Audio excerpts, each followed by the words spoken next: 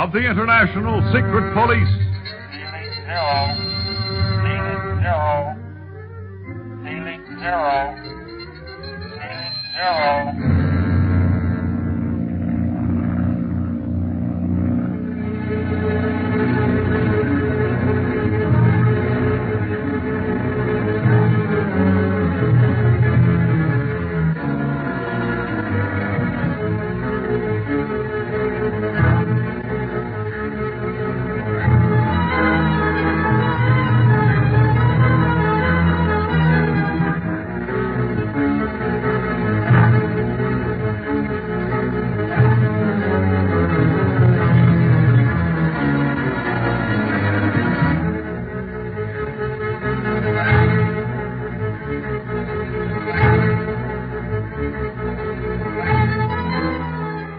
Speed, Clint, and Barney take Marcia Winfield and her brother to Dr. Kingsley in Nagchuka. Chief Tepo accompanies them with Splinters and the other two Octopus guards as his prisoners. Just as he is about to take them into his office, they are shot by Octopus gangsters who make their escape in the ensuing excitement. The Octopus thus begins his destruction of those who may bear witness against him, and also orders his chief pilot, stationed at Black Pass with a large fleet of planes, to stand ready for an attack when he gives the command. Suspicioning this, Clint sends Chief Tepo and his men to Black Pass to halt the takeoff. We find the boys talking over last-minute plans before returning to the house of La Chaux-Ring. No, I told Bob Gilmore to stand ready with as many men of Nagchuka's police as could come with him. When we attack the Octopus, we're going to need all the manpower we can get. I'll say so, Clint. Before he left for Black Pass, Chief Tepo left orders that this office should help us in every possible way. Yes, I know. And Bob is getting lined up now. You know, he's glad to really get in and fight. He's been hanging around Nagchuka for so long, unable to really do anything.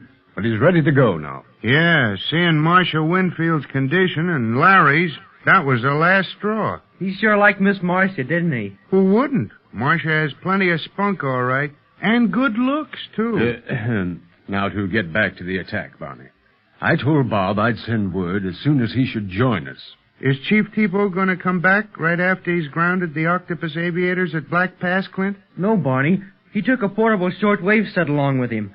He'll let us know if everything's quiet over that way. No, you're wrong, Speed. Tepo took the shortwave set along to use only in case of trouble.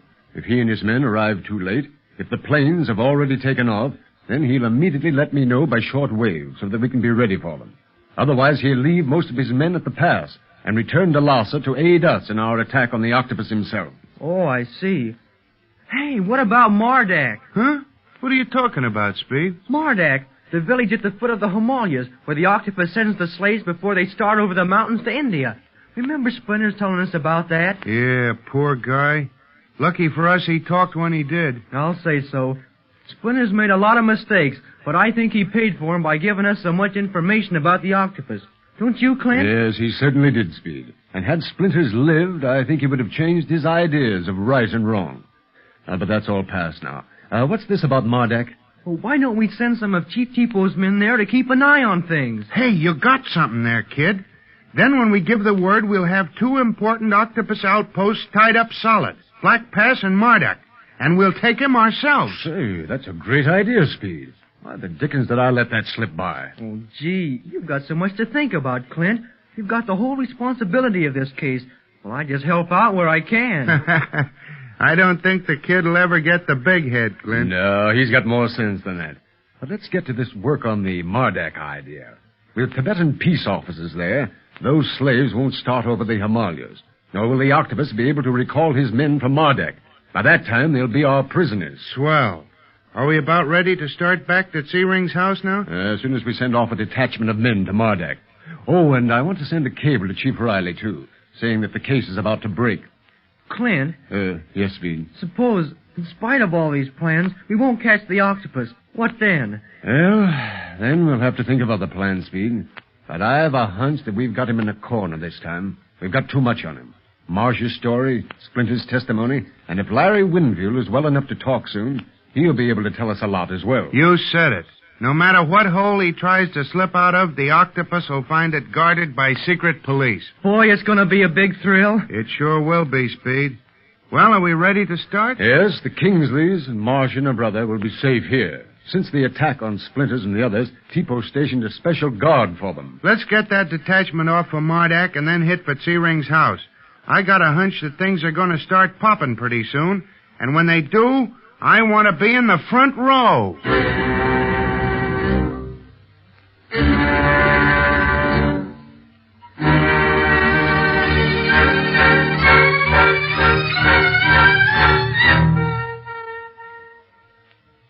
So, Splinters and the other two are silenced forever, huh? Yes, Master. Your orders were carried out to perfection. Good. Now, if I could only reach the Winfields as well. They are even more dangerous than Splinters. Lawrence Winfield in particular. Our spies have learned that he is still unconscious. It will probably be many days before he can speak. And by that time, I will have struck a blow at Tibet that will make her mine. Then let the secret police run for their lives. What do you think they may be up to now, Master? Were they not in Nagchuka, according to the last report? Yes, but Chief Tepo and some of his men had left the city a little previously. Their destination was unknown. Bah, these Tibetan spies are stupid. They learn only half of what they should. They are not used to spying, Master. I shall teach them, never fear. You say a guard has been stationed around Dr. Kingsley and the others? Yes, and a very strong one. Ah. Clint Barlow fears he may lose his witnesses, and well he might. I shall not attempt to silence their tongues now when they are on the lookout for an attack. I shall bide my time and strike when they do not expect me to. Meanwhile, I shall start the slave caravan from Mardak. Master, do you think it's safe at this time? Would it not be better to wait a while? Safe? Of course it is safe. No one would dream of a slave traffic through such a small village as Mardak. Perhaps Splinters mentioned that name. Before he was shot? I think not.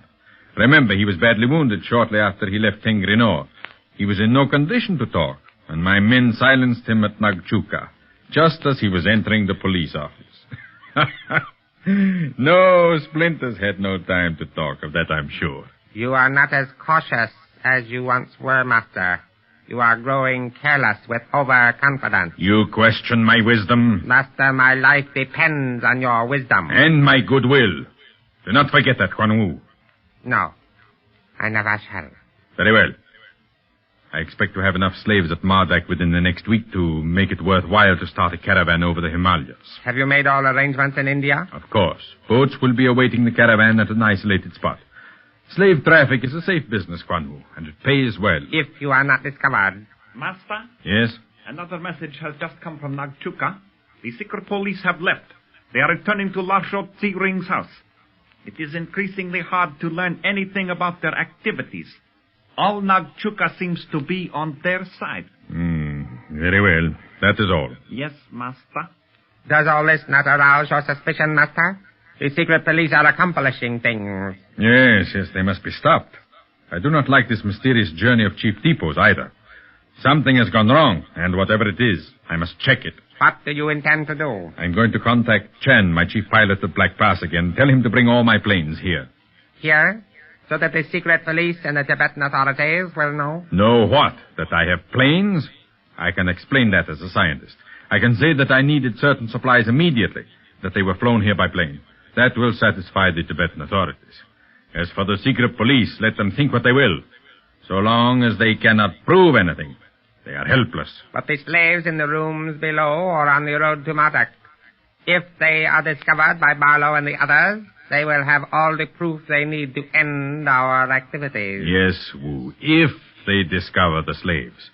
But by that time, I will have my planes here from Black Pass.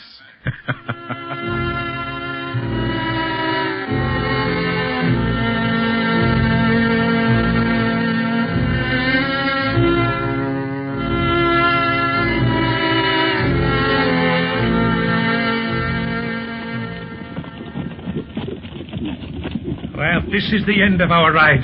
There is the Black Pass just ahead. Now remember, keep your men ready for action if I have trouble. But I do not expect any. Yes, sir. I see planes, but no men. They must be in those crude buildings that have been erected. Yes, Chief Tepo. It appears so. Black Pass is bitter cold. Yes. The horse's breath freezes in this icy wind. That larger building must belong to the head of the company. Is everyone prepared? Yes, all are prepared. Very well. Halt the men. Yes, Chief Tepo. Halt!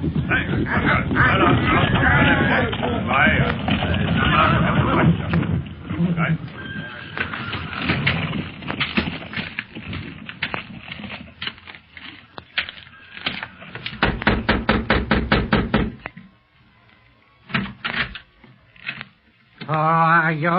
I am Chief Tepo of the Tibetan peace officers. Word has been brought to us that the planes were here, so we have come to make the customary inspection. Inspection? But why? It is the rule. No one may enter or leave Tibet without declaring themselves. Did you do that at the border? No, we flew over and did not stop. I know.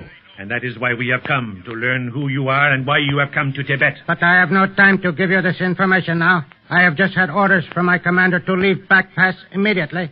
I have relayed these orders to my pilot. That is why we saw no men, Chief Tepo. They must be already in the planes. We are just in time. Wait. Yes? What does he mean, just in time? Simply that if we had come an hour later, you would not have been here. Who is your commander? I told you I have no time to talk now. Later I have full authority to force you to talk, Mr. Chan. You are Chinese, of course. Yes. Who is your commander? He is Keep your hands away from that gun. Why did you fire into the air? That was a signal. Yes, Chief Tepo. The planes are going to take off. Quick, spread out. Get every one of those planes and bring their pilots here. Yes. Bring them if you have to drag them onto the planes. You cannot do this. We are merely testing the planes. They are about to take off on a test flight. They shall not take off, Mr. Chan. You have gone against the command of the Tibetan government, and as long as you are on Tibetan ground, you must obey those commands. But we mean no harm. I do not know what you mean. Giving that signal to start when you knew we had come to inspect your camp is most suspicious. But I do not understand this inspection. You do not need to understand it. It is the law. Drop that gun! Don't move. I've got you covered. The law is it. We'll see how much good your law is going to do you in Black Pass. Let go!